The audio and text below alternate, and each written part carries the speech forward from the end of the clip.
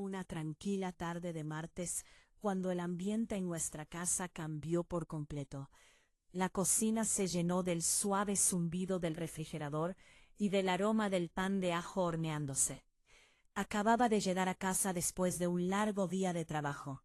Al quitarme los tacones y caminar hacia la sala, noté el silencio inquietante que reinaba en la casa. Normalmente me recibía el sonido del televisor o la voz grave de mi esposo charlando con su hijo. Pero esa noche era diferente.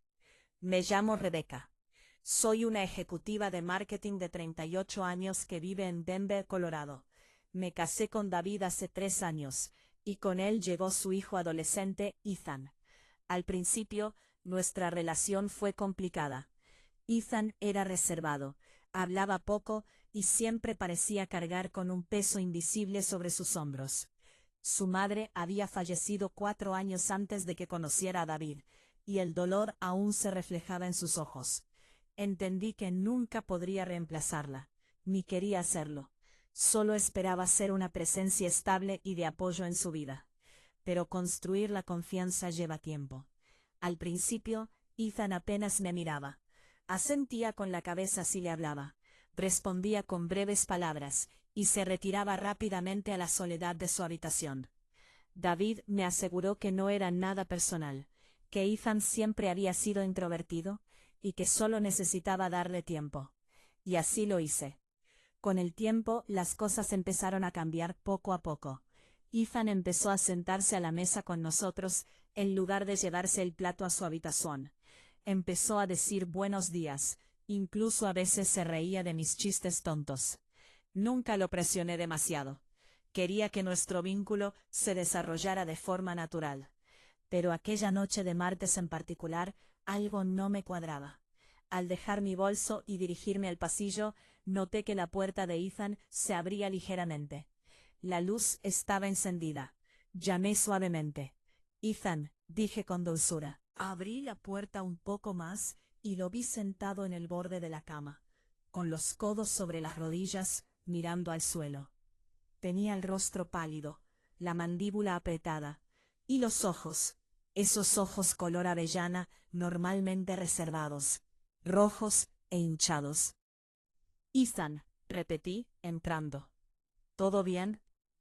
Al principio no me miró, me di cuenta de que algo le preocupaba. Tras un largo silencio murmuró: no es nada, estoy bien. Pero yo sabía que no era cierto. Algo en mi interior me decía que este era un momento importante. Así que me senté en el borde de la cama, manteniendo una distancia respetuosa. No tienes que decirme qué te pasa, dije en voz baja. Pero quiero que sepas que si alguna vez quieres hablar, estoy aquí. Él seguía sin hablar, pero sus dedos temblaban ligeramente, mientras se aferraban al borde de la cama. Finalmente, después de unos instantes, levantó la vista hacia mí. ¿Alguna vez sientes que eres invisible? Como si nadie te viera. La pregunta me impactó, no porque no hubiera escuchado cosas así antes, sino por quién la hacía. Este chico que había pasado años manteniendo al mundo a distancia. Sí, respondí con sinceridad. Me he sentido así antes, sobre todo cuando era más joven. Asintió lentamente, mordiéndose el labio. En la escuela no tengo muchos amigos. Y en casa sé que tú y papá lo intentáis, pero siento que no pertenezco a ningún sitio. Se me partió un poco el corazón al oír esas palabras. No sabía qué había desencadenado esta espiral, pero no podía dejarlo sentado, en esa oscuridad, a solas. Me acerqué un poco más, con cuidado de no agobiarlo. Perteneces aquí, le dije. Perteneces aquí con nosotros, con tu padre, conmigo. Bajó la mirada de nuevo, y noté que su hombro temblaba ligeramente. Las lágrimas comenzaron a caer, silenciosas, sin forzarlas. Extraño a mi mamá, susurró. Asentí, sintiendo que las lágrimas me picaban en los ojos. Claro que sí. Durante un rato, nos quedamos sentados en silencio. Entonces sucedió algo inesperado. Se inclinó y apoyó la cabeza en mi hombro. Dudé un segundo, luego lo abracé. Se sintió como la primera conexión real que habíamos tenido en mucho tiempo. Honesta, cruda y profundamente humana. Nos quedamos así durante varios minutos. No hablé. No intenté ofrecer soluciones. Simplemente me senté con él, dejándolo sentir lo que necesitara sentir. Esa noche marcó un punto de inflexión. Durante las semanas siguientes, Ethan comenzó a abrirse más. Me acompañaba en la cocina mientras cocinaba, a veces pidiendo ayuda para picar verduras o remover salsas. Me contaba pequeñas cosas sobre su día, clases que le gustaban, programas que veía. Me propuse no indagar demasiado, solo haciendo preguntas cuando me parecía apropiado. Poco a poco, nuestro vínculo comenzó a fortalecerse. Una tarde, trajo a casa un folleto de la escuela. Van a hacer una exposición de fotografía el mes que viene, dijo, colocándolo sobre el mostrador. Estaba pensando en presentar algo. Me sorprendió de verdad. No sabía que le interesaba la fotografía. Eso es increíble, dije. ¿Tienes algo en mente?